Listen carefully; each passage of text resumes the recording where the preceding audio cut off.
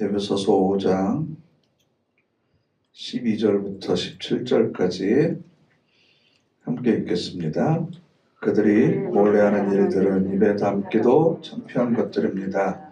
그러나 빛이 모든 것을 들추어내면 그것들이 환하게 드러나게 됩니다. 환히 드러나는 것은 모두 빛에 속하게 되니까요. 그래서 이런 말씀이 있습니다. 깨어 일어나라, 잠자는 사람아, 죽은 사람들 가운데서 일어나라.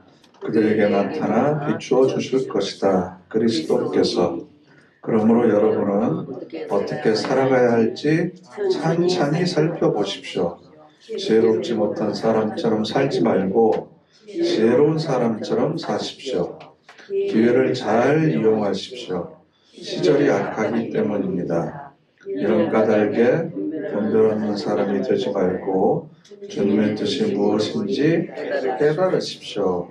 아멘. 우리가 알고 있는 그 의학 상식 중에 잘못된 것들이 몇 가지가 있어요.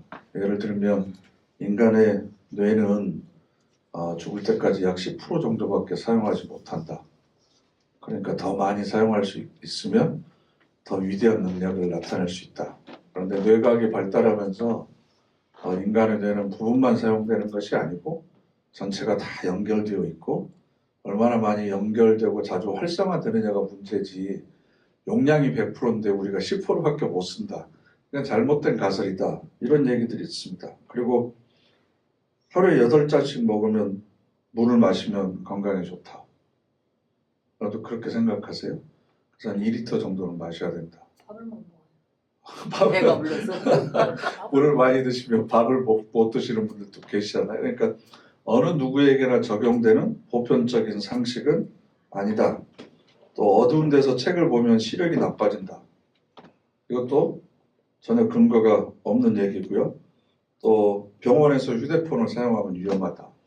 핸드폰의 전자기기 때문에 민감한 병원에 있는 기계들이 혹시 오작동할 수 있으니까 옛날에는 그런 생각들 했잖아요. 그래서 우리가 비행기 타면 비행기 모드로 전부 바꾸듯이 병원에서도 사용하면 안 된다. 이것도 잘못된 상식이고 또 털을 깎으면 더 빨리 검게 자란다. 그래서 애들 머리카락 한번 쫙 밀어주면 더 많이 자라고 더 굵어지고 그런다고 그렇지만 전혀 과학적인 근거가 없습니다.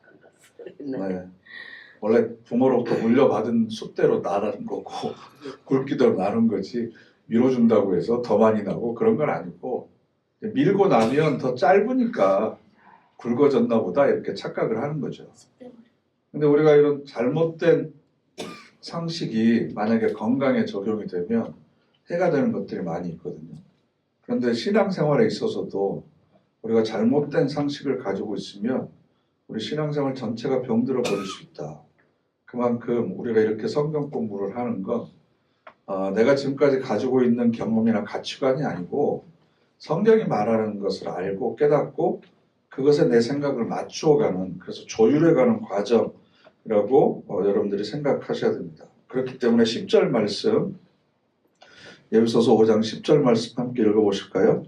여러분은 무엇이 주님 마음에 드는 일인지 검증하십시오. 주님 마음에 내가 지금 드는 일을 하고 있는지 안 하고 있는지를 검증해라. 그래서 한때 미국에서 유행했던 크리스찬들 사이에서 유행했던 게 WWJD라고 해서 4개의 영어 글자를 차에다가 이렇게 막 붙이고 다니고 그랬거든요. 무슨 뜻이냐 그러면 What would Jesus do? 라는 뜻인데 예수님이라면 어떻게 했을까? 예수님이라면 어떻게 했을까? 이걸 항상 기억하기 위해서 차에다가 이렇게 뒤에다 붙이는 거예요. 그걸 왜 뒤에다 붙이는지 모르겠어요. 앞에다 붙여야지. 앞에다가 붙여야 내가 보는 거지. 왜 뒤에 오는 차 보고 붙이라. 옛날에 우리 가톨릭에서도 내 탓이요 그거 한참 붙이고 다녔잖아요. 그걸 앞에다 붙여야지 왜 차 뒤에다 붙여가지고 뒤에서 보는 사람이 뭐 내 탓이라고? 이렇게 되는 거죠. 뒤에 사람 탓이야. 뒤에 사람 탓이 되는 거죠. 그러니까 이게 10절 말씀에 주님 마음에 드는 일인지 검증하십시오라는 얘기를 계속해서 자기 스스로에게 물어봐야 돼요. 이렇게 말하는 게 맞아?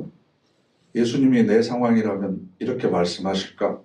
어떤 말씀을 하실까? 이걸 계속 물어봐야 된다는 거고요. 그걸 15절 말씀을 보면 15절 그러므로 여러분은 어떻게 살아가야 할지 찬찬히 살펴보십시오. 찬찬히 살펴보십시오. 찬찬히 살펴보라라고 하는 얘기는 깊이 성찰하고 숙고하라는 얘기인데요. 우리가 왜 찬찬히 살펴보지 않냐면 그게 굉장히 에너지가 소모되는 힘든 일이기 때문에 그렇습니다. 그래서 연세가 드시면 죄송하지만 했던 얘기 또 하고 그러잖아요. 같은 얘기. 그래서 권사님들 만나면 차 타고 어디 멀리 가거나 그러면 제가 옛날에 들었던 얘기인데 처음 듣는 것처럼 그러셨어요? 이렇게 반응을 제가 해드리려고 애를 쓰거든요. 근데 왜 했던 얘기를 자꾸 반복하는 줄 아세요? 새로운 이야기를 만들거나 새로운 이야기를 생각하면 뇌가 에너지 소비가 많이 되는 거예요. 그러니까 기존에 저장되어 있는 기억들을 꺼내면 그건 굉장히 쉽거든요. 근데 새로운 생각들을 만들고 상대방의 마음을 헤아리고 이 상황을 한번 다시 헤아리고 그래서 내가 이 말을 하는 것이 맞는지 안 맞는지 생각하고 이것은 우리 뇌가 굉장히 경제적이에요. 그래서 에너지 소비가 많이 되는 사고의 인식의 활동은 될 수 있으면 안 하려고 그래요. 그러니까 어려운 책 보고 계속 이렇게 머리를 쓰다 보면 뇌가 지쳐서 자꾸 딴 생각이 나도록 만드는 게 힘들게 계속 에너지를 소비하는 걸 막으려고 그러거든요. 그러니까 우리가 곰곰이 찬찬히 생각해 봐야 되는데 그렇게 생각하지 않고 그냥 그때 기분이나 감정에 따라서 말하고 행동하고 판단하는 거예요. 주님께서 정말 원하시는 일인지 검증해 보지를 않아요. 찬찬히 생각해 봐야 돼요. 그래서 17절 함께 읽어보실까요? 이런 까닭에 분별 없는 사람이 되지 말고 주님의 뜻이 무엇인지 깨달으십시오. 주님의 뜻이 무엇인지를 깨달아야 된다. 주님의 뜻이 무엇인지. 그러려면 어떻게 해야 돼요? 10절에 이게 내가 하려고 하는 것이 주님의 마음에 드는 것인지 안 드는 것인지 검증해야 되고, 그죠? 찬찬히 생각해 봐야 되고, 그 다음에 또 분별해야 돼요. 분별. 검증, 찬찬히 생각하고 분별하려고 하는 생각의 습관들을 여러분들이 들이세요. 이건 연습해야 됩니다. 연습. 하고 싶은 말이 입에 딱 나오면 일단 혀를 딱 깨물거나 입술을 딱 닫고 이거 예수님께서 내 입장이라면 이 말씀 하셨을까?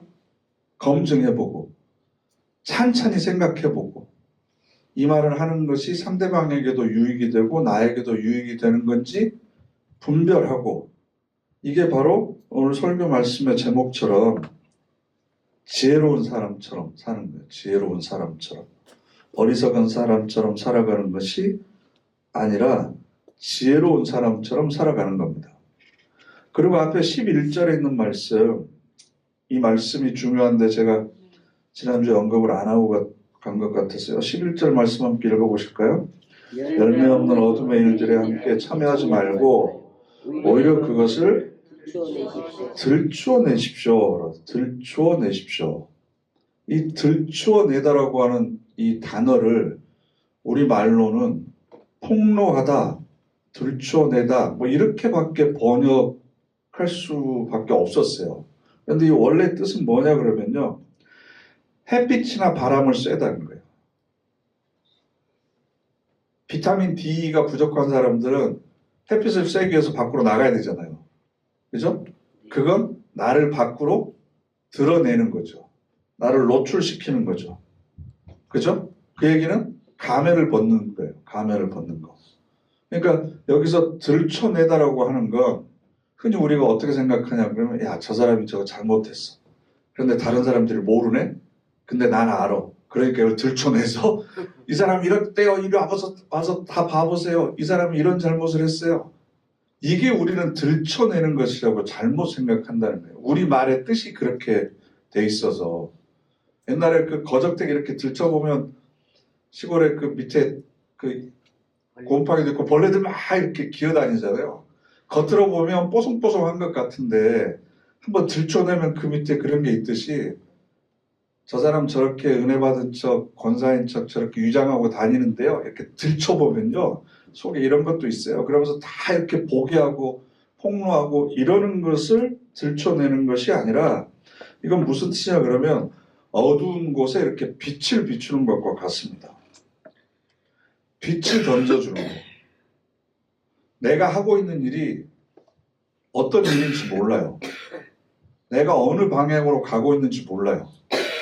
내가 이렇게 살아감으로 인해서 내 주변에 있는 사람들이 어떤 피해를 입고 있는지, 어떤 상처를 받고 있는지 이런 것에 대해서 내가 전혀 의식하지 못하고 자기 욕심에 눈이 어두워져가지고 계속해서 그 일만 하고 있다는 거예요. 그러면 거기에다가 빛을 비춰주는 거예요. 빛을 비춰주는 거. 그러면 밝게 보는 거죠. 자기 상황을. 그게 이제 드러나 있는 거죠. 감추였던 것이 드러나 보이는 거죠. 그래서 이게 너희가 빛이 되라 라고 하는 말씀과 연결이 되는 거예요. 우리가 다른 사람들 잘못했다고 책망하고 지적하고 꾸짖고 그러는데 실제로 그러면 우리는 그 사람보다 더 나은 그 사람이 존경할 만한 삶을 살고 있느냐? 전혀 그렇지 못하잖아요. 그러니까 오히려 다른 사람의 잘못을 드러내는 게 내 수준을 드러내는 것과 똑같거든요. 왜냐하면 내 안에 결점이 있는 사람이 다른 사람의 결점이 보이는 거예요. 똑같은 것이. 내 안에 그게 없으면 다른 사람도 그 결점을 보이지 못하거든요. 그러니까 빛을 던져주는 자가 되라. 들춰내라라고 하는 건 빛을 던져줘라. 아니면 너희가 빛이 되라 라는 겁니다. 그래서 이 말씀이 11절에 들추어내다라는 말씀이 무엇과 연결이 되냐 그럼 13절인데요. 함께 읽어보실까요? 그러나 빛이 모든 것을 들추어내며 그것들이 환히 드러나게 됩니다. 환히 드러나는 것은 모두 빛에 속하게 되니까요. 그러니까 들추어내는 게 이 사람을 매장시키고 이 사람이 잘못했으니까 내가 더 나아 이게 아니고 들추어내서 어떻게 하기 위해서요? 빛에 속하도록 하기 위해서요.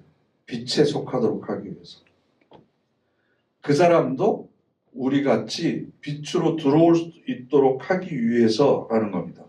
이 원리를 모르면 그 옛날에 속도 위반하는 그 잡는 경찰 같았어요. 옛날에는 요즘에는 고속도로마다 다 이렇게 그 과속 단속 카메라가 있잖아요. 제가 처음 운전을 면허를 딴 게 92년도인데요. 그때 이렇게 고속도로를 가면요, 이 커브길에 경찰이 이렇게 딱 숨어 있다가 맞아, 거기다 또 나와. 딱 나와가지고 그 위험한 고속도로에서 막 이렇게 세워요.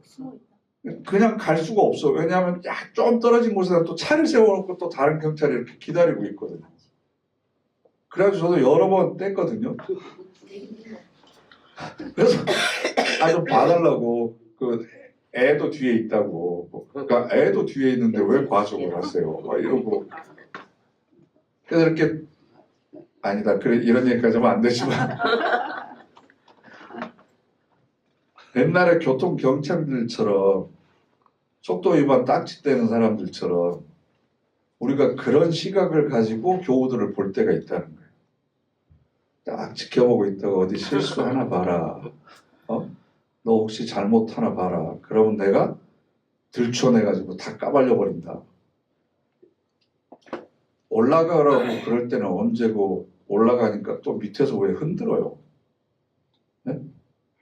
할 사람 없으니까 당신이라도 이거 해야 돼 라고 해놓고 왜 옆에서 밑에서는 또 흔드냐고. 그거 제대로 하지도 못하게. 그러니까.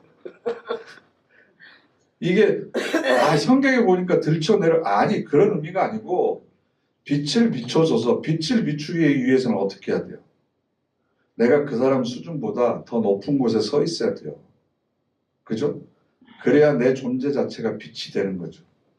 그래서 이 빛을 보니까 내가 지금 이 일이 가고 있구나. 이쪽으로 가야 되는데 이걸 해야 되는데 지금 이걸 하고 있구나. 스스로 알아차릴 수 있도록 내가 빛이 돼야 된다.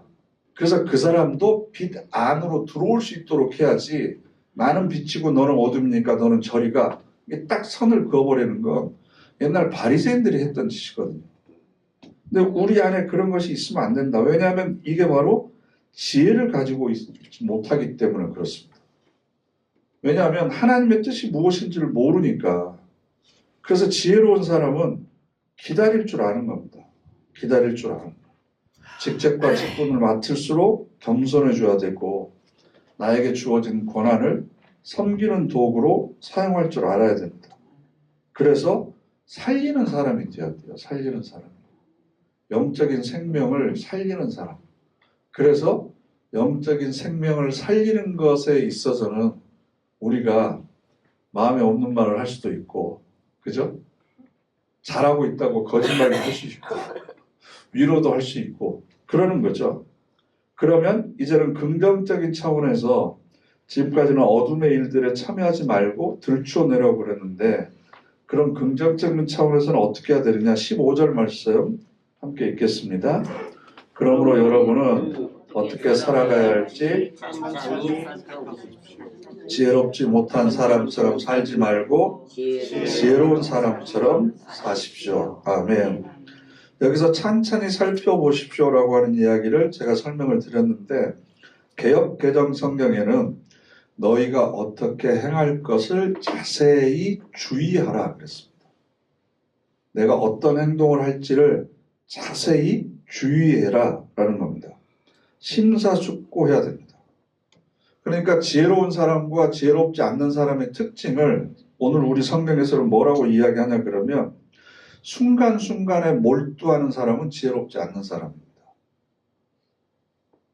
계획적이고 목적이 있는 삶을 살지 못하고 그때그때 기분이나 감정에 휩쓸려서 살아가는 사람, 이게 바로 지혜롭지 못한 사람. 내 인생이 지금 어느 방향을 향해서 걸어가고 있는지, 내 마지막이 어떻게 될지, 그리고 그때 하나님 앞에 섰을 때 나는 무슨 할 말이 있는지, 이런 것들을 항상 생각하면서 살아가야 된다는 거고요. 또 지혜롭지 못한 사람의 특징은 양면을 보지를 못합니다. 양면을. 세상을 살다 보니까 어렸을 때는 이거 맞아 틀려. 이건 진짜야 거짓말이야. 모든 게 이분법적으로 나눠진다고 생각을 했어요. 그런데 100% 맞는 것도 없고 100% 틀리는 것도 없어요. 그죠? 나하고 의견이 다른 사람도 그 사람의 관점에서 보면 맞는 거예요. 그죠? 그러니까 그래서 우리가 하는 얘기가 뭐냐면 일리가 있다 그러잖아요. 저 사람 말에도 하나의 이치는 들어있다. 그런데 우리가 말하고 생각하는 게 진리는 아니에요. 이치의 전체를 우리가 포함할 수가 없어요. 그러니까 내가 말하는 것이 옳다라고 생각하는 건 내 관점에서 내가 서 있는 자리에서 보면 그게 맞아요. 근데 저쪽으로 돌아가서 보면 내가 여기서 했던 얘기가 안 맞아요. 틀려요. 그러니까 우리는 전부 다 장님이 돼서 코끼리를 만지고 있는 사람들과 똑같아요. 다리를 만지고 있는 사람은 코끼리가 기둥이라고 그러고, 배를 만지고 있는 사람은 코끼리가 벽이라고 그러고, 꼬리 만지고 있는 사람은 코끼리가 무슨 뭐 줄 같다고 그러고, 그럴 거 아니겠어요? 근데 다 틀린 말이에요? 아니요, 맞는 말이에요. 근데 코끼리의 전체는 아니잖아요. 다 일부분만 경험하고 있는 거죠. 그런데 우리는 내가 가지고 있는 생각대로만 모든 것이 맞다고 생각을 하니까 내가 보는 게 모두가 다 맞다고 생각하는 거예요. 언제 한번 여러분들 보여드렸으면 좋겠는데 보이지 않는 고릴라라고 하는 재밌는 실험이 있거든요. 다음 주에 한번 보여드릴게요. 이게 뭐냐 그러면 내가 보는 것이 다 맞다고 생각해요. 내가 봤어. 그러니까 내가 한 말이 맞아. 내가 보는 것이 다 진리야 라고 생각을 하는데 우리는 보는 것도 이미 내가 생각하고 해석하고 판단하고 추측하고 내 경험이 그 속에 다 들어가 있어서 눈으로 보는 것이 망막에 맺혀 있는 것이 뇌로 해석되기의 과정을 그대로 현상을 보여주는 게 아니라 중간중간에 내 생각이 들어가서 보는 것을 왜곡해요. 우리 안에서. 그러니까 주방에서 똑같이 설거지를 하고 있어도 누구는 이쁘게 보이고 누구는 밉게 보이죠. 그게 내 생각이 들어가 있기 때문에 그렇다는 거죠. 그래서 우리는 통합적인 시각을 가져야 되고 포용적인 시각을 가져야 되는데 항상 우리가 흑백 논리에 익숙해져 있거든요. 그래서 이거 아니면 저거. 그래서 꼭 극단적인 이야기를 해요. 하나님의 음성을 듣기 위해서 침묵으로 기도하십시오. 아니 그럼 소리내서 기도하면 안 됩니까? 라고 하는 건 두 개의 극단을 대비시키는 거잖아요. 그죠?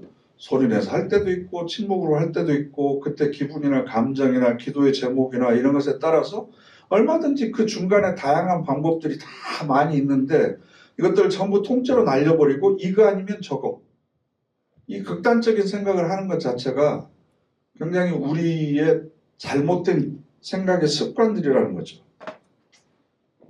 그리고 또 하나는 항상 자기가 잘하는 것만 기준을 가지고 상대방을 평가합니다.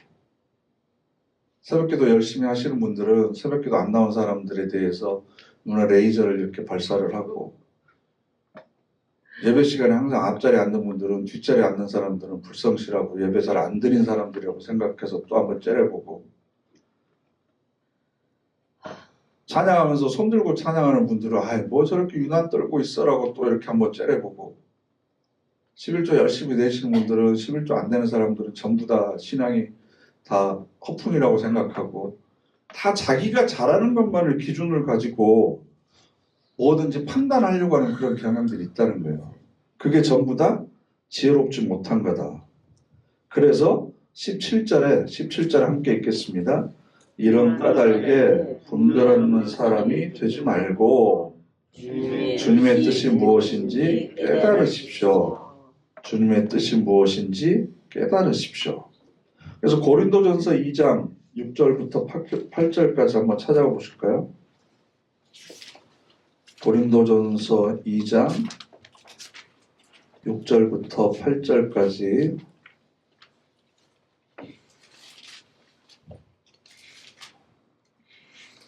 함께 읽겠습니다.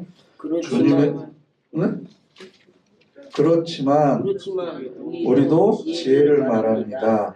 다만 성숙한 사람들 가운데서요. 그런데 이 지혜는 이 세대의 것도 아니고 이 세대의 지배자들의 것도 아닙니다. 그들은 사라질 사람들입니다.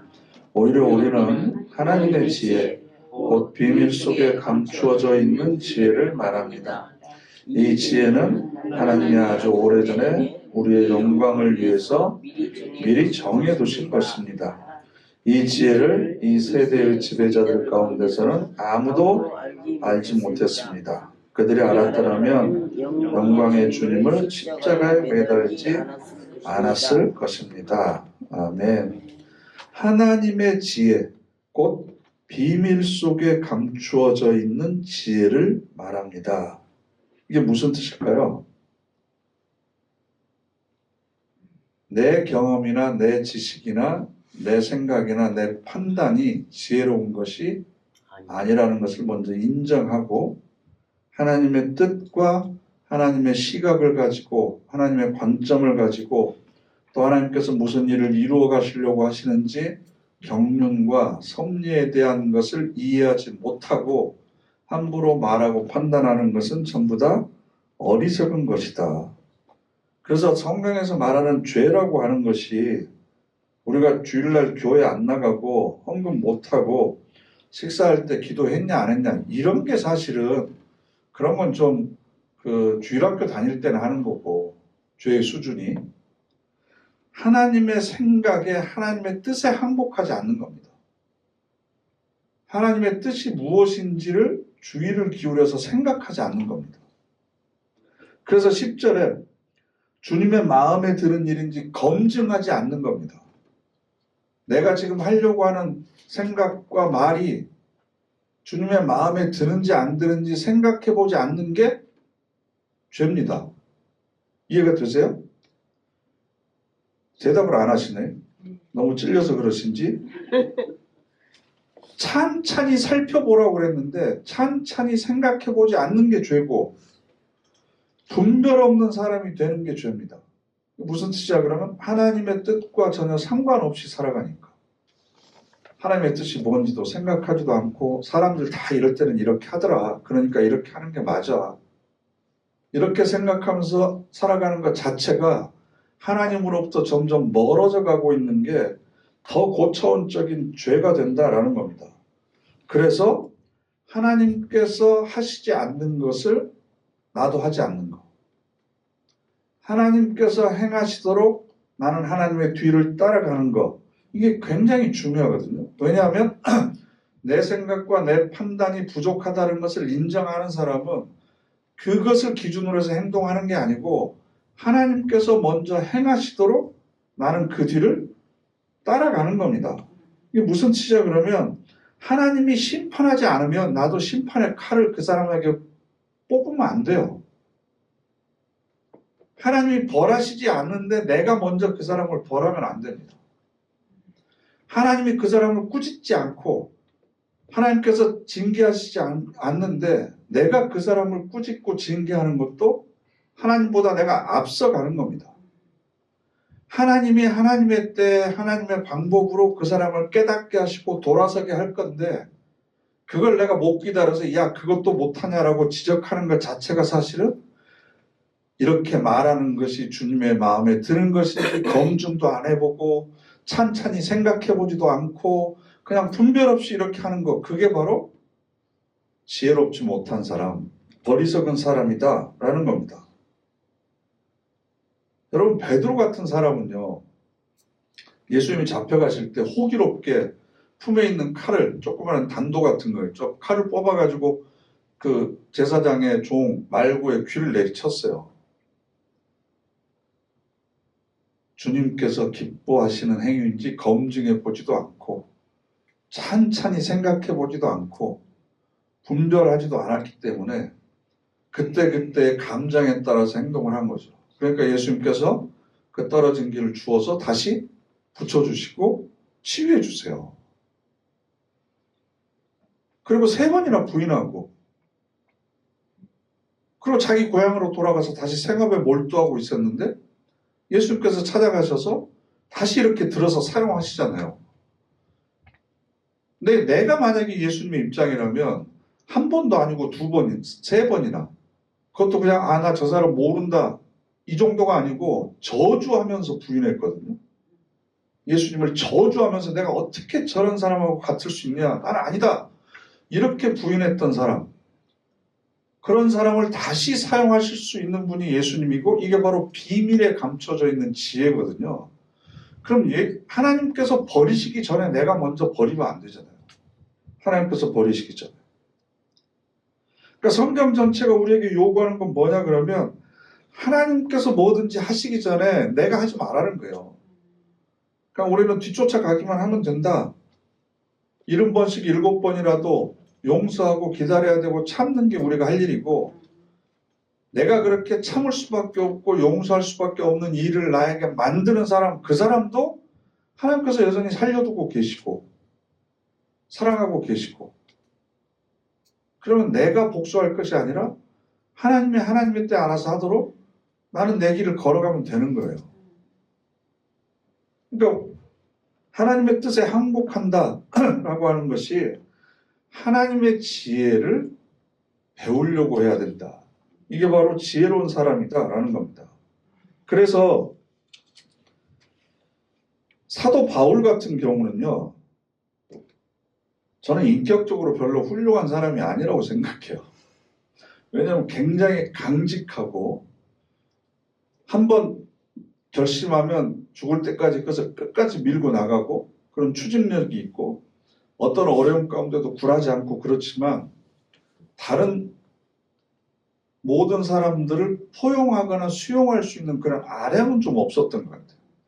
그 사람들이 고린도 전후서를 한번 읽어보면요. 고린도 교회 교인들을 향해서 얼마나 많은 독설을 심한 얘기들을 막 이렇게 퍼붓습니다.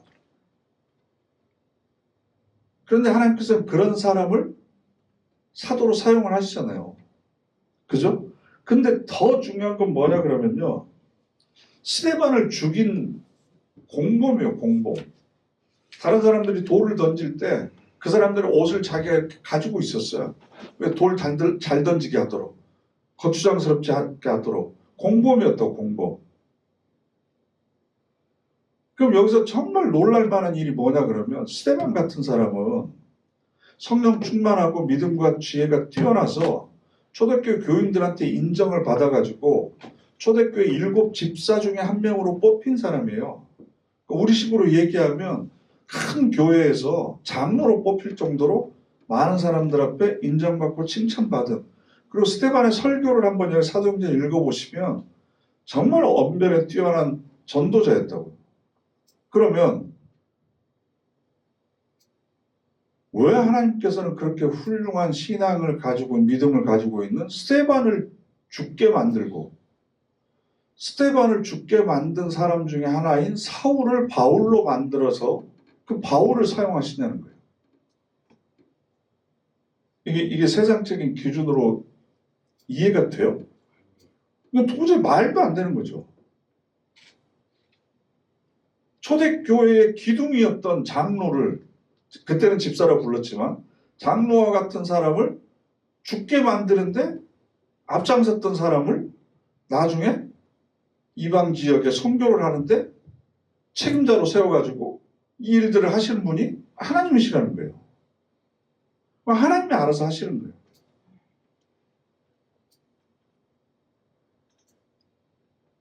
지난주에 여신도 총회장 뽑고 막 그랬죠. 부회장 뽑고.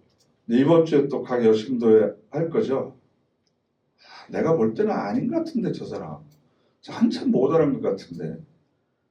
아니 스데반 죽인 사람도 데려다가 쓰신다니까요. 하나님보다 앞서서 판단하지 마시라는 거예요. 앞서서 판단하지 마시고. 야, 내가 보기에도 저렇게 부족한 사람을 하나님께서 도대체 어떻게 사용하시는지. 내가 보기에도 부족하니까 저 사람을 통해서 하나님께서 무슨 일을 하시면 하나님의 지혜가 더 드러나는 거죠. 하나님의 능력이 더 드러나는 거고.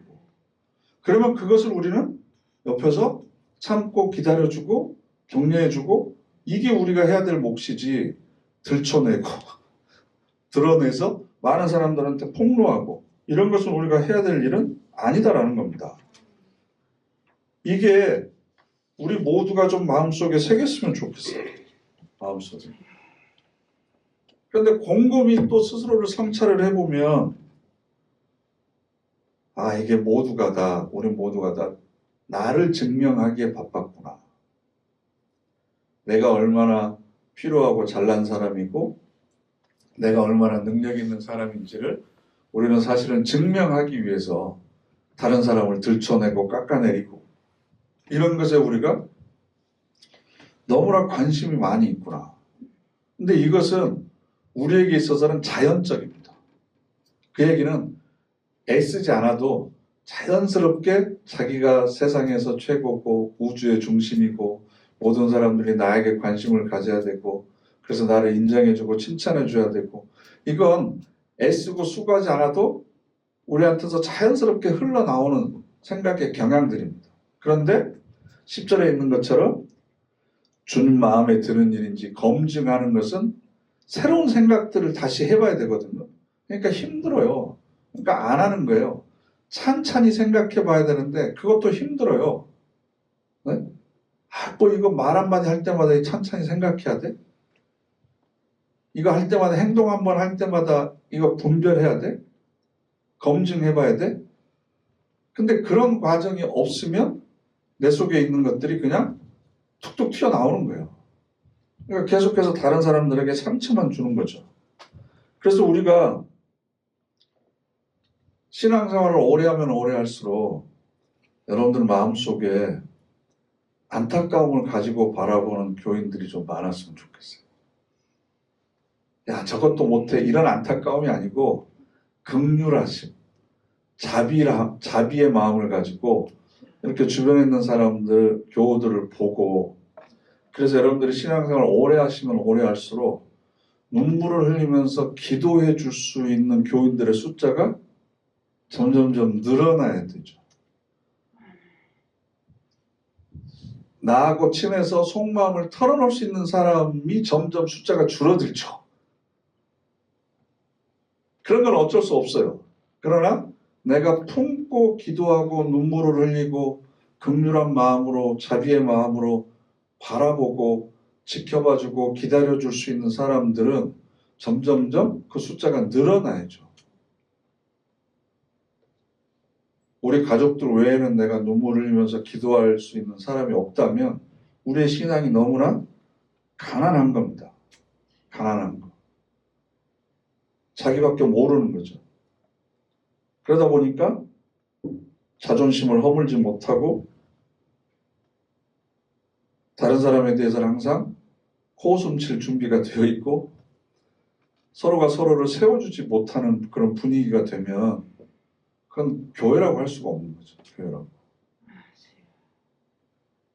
그래서 이제 여러분들은 무조건 누가 누구의 흉을 보면 그럴 수 있지. 다 그러면서 성장하는 거지.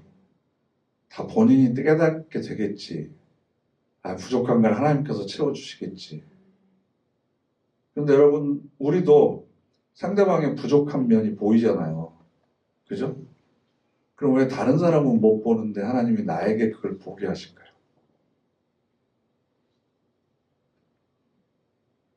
첫 번째, 들춰내라고.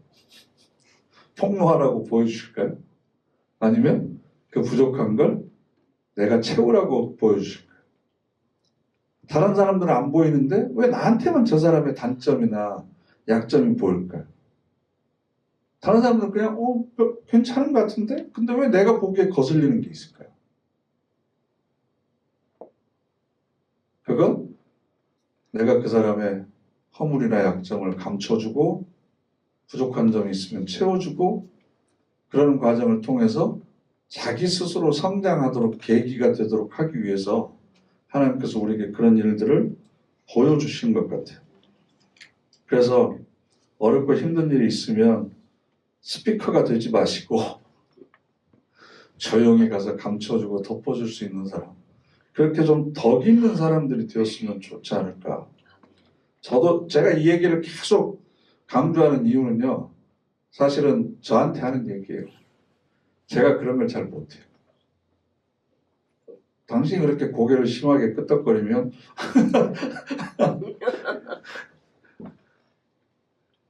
그래서 좀 모른 척 해주고 그럴 수 있어.